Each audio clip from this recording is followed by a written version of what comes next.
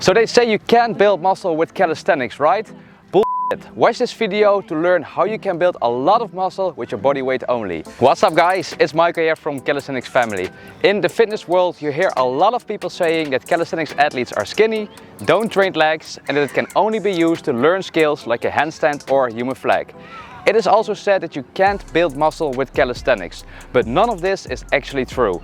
In this video I will explain in detail how you can build muscle with calisthenics, and I will also give you a full workout plan that you can start with to build muscle with calisthenics, which can be found in our Calisthenics family workout app. So this video is for everyone that wants to build muscle with calisthenics. Before I start, make sure to watch this video all the way till the end to discover this week's giveaway. Give this video a thumbs up and subscribe if you haven't yet.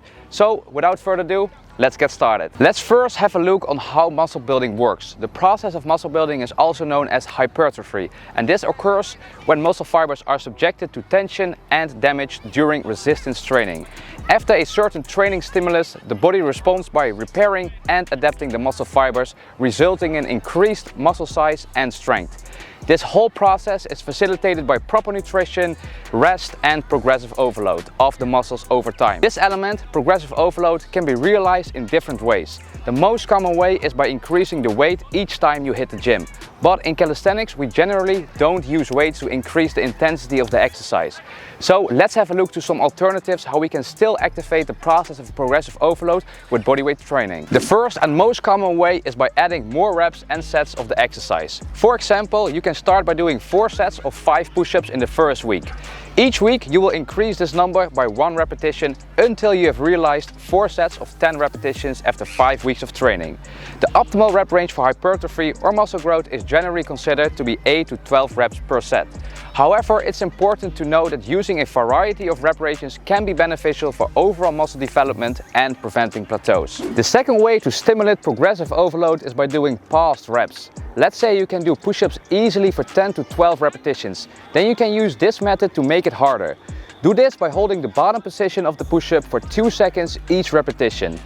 If you can do this for all 10 reps, there will be much more time on the tension, which will put a lot more strain on your muscles and therefore force it to grow. Another great way to target the muscles in a different way is by incorporating isometric holds. For example, a tucked front lever. Isometric holds can help build muscle by creating tension in the targeted muscles for an extended period of time, leading to increased muscle fiber recruitment and activation. For example, with the tucked front lever, the rear delts and lats will be worked as well as the shoulder stabilizers. When it comes to isometric training, generally 3 seconds equals 1 repetition. So for muscle growth, you should target between a minimum of 10 to 30 seconds to get an effective training stimulus. The fourth way to stimulate progressive overload is by having less rest time in between your sets. When you reduce your rest time, your body has less time to recover between sets of the exercises.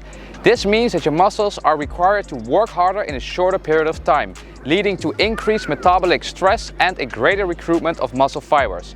As a result, this will lead to adaptations in your muscles such as increased strength and muscle growth. A common training method that uses this principle is called M-REP, which refers to as many rounds or reps as possible. For example, do as many rounds of 5 pull-ups, 5 dips, 10 push-ups and 10 rows in 50 minutes. I always like to end my workouts with this style of training. It builds muscle endurance and also gives one hell of a good pump too. Another great way to implement progressive overload in calisthenics is by increasing the intensity of the exercise. This method is mostly used and makes calisthenics unique and challenging. With this method, you'll make the exercise harder by doing a progression or variation of the exercise. For example, with the push-ups, you can modify the intensity by doing a diamond push-up, clapping push-ups or even one-arm push-ups. Another example is the pull-up. You can make it harder by doing wide pull-ups or archer pull-ups. Or when training the core, you can start with knee raises, then do a leg raise until you can do toes to bars. By implementing these modifications, you increase the difficulty of the exercise and place greater stress on the muscles, stimulating in adaptations and promoting gains in strength and muscle mass. Over time, you can continue this progress by implementing even more challenging variations, such as muscle-ups and handstand push-ups.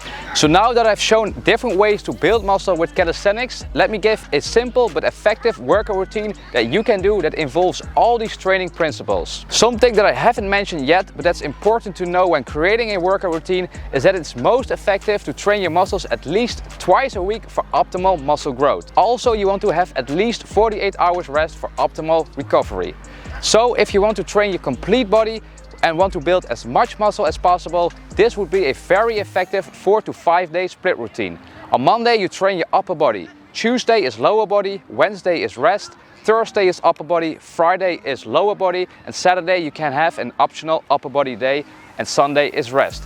As you can see from the given exercises, reps and sets, there are different ways of progressive overload implemented.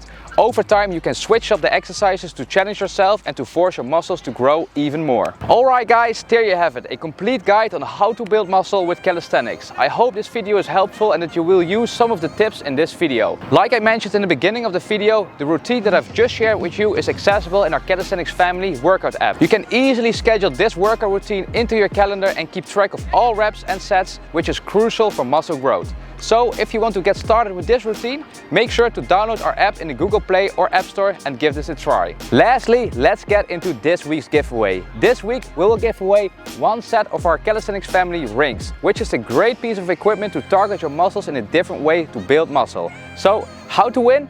Like this video, subscribe to our channel and comment within the first 7 days after publishing this video. The winner will be announced in next week's video. This is what we gave away in last week's video and the winner will appear right here in the screen. Congrats! Let us know in the comments which tip you are going to use, and don't forget to like, subscribe and put your notifications on so you won't miss the giveaway winner. Thanks for watching and I'll see you in one of the next videos. Peace out!